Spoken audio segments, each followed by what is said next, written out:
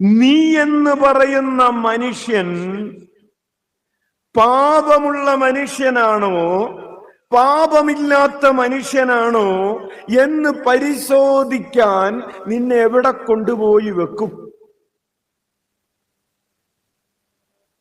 കുമ്പസാരക്കൂട്ടിൽ പോയി നിൽക്കുമ്പോ നമ്മൾ പാപമുള്ള ഒരാളാണെന്ന് അറിഞ്ഞിട്ടാണ് അവിടെ പോയി നിൽക്കുന്നത്. ഇത് 916 ആണോ അല്ലയോ എന്നറിയാൻ ഏത് മിഷ്യനിൽ കൊണ്ടുപോയി വെക്കും എന്നുള്ളതാണ് ചോദ്യം.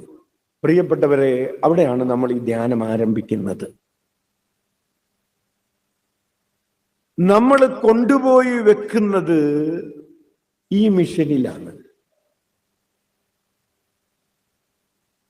ഈശോയുടെ കുരിശിൽ തൂങ്ങി മരിച്ച ഈശോയിൽ ഞാൻ എന്നെ തന്നെ മുക്കിയിടുമ്പോ ഈശോയ്ക്ക് ചേരാത്തതായി എന്റെ ജീവിതത്തിലുള്ളതിനെയെല്ലാം കിട്ടം പാപമെന്ന് പറഞ്ഞ് വേർതിരിക്കാൻ പറ്റണം. ഈശോയുടെ ഹൃദയത്തിന് ചേർന്നതെല്ലാം പുണ്യമെന്ന് പറഞ്ഞ് ശേഖരിക്കാൻ കഴിയണം. ഈശോയ്ക്ക് ചേരാത്തതെല്ലാം പാപം. അവിടെയാണ് ഈശോയ്ക്ക് ചേരാത്ത വാക്ക് നീ പറഞ്ഞിട്ടുണ്ടെങ്കിൽ,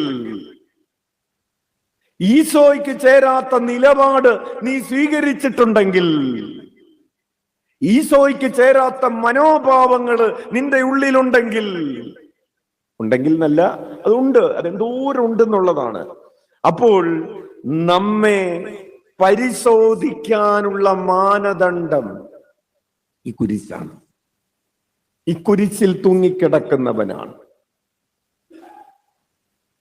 അതുകൊണ്ടാണ് ഈശോ തന്റെ പരസ്യ ജീവിതം ആരംഭിച്ചപ്പോൾ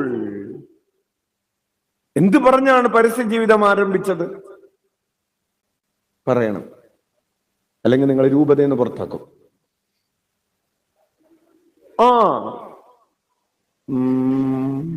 അതല്ലോ അത് പറഞ്ഞാണ് മാനസാന്തരപ്പെടുവിൻ, ദൈവരാജ്യം സമീപിച്ചിരിക്കുന്നു. ഹല്ലേലൂയ.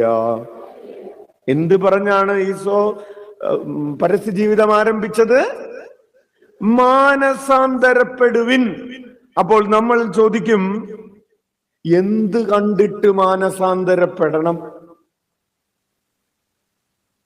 ഈശോ പറഞ്ഞു ദൈവരാജ്യം സമീപിച്ചിരിക്കുന്നു.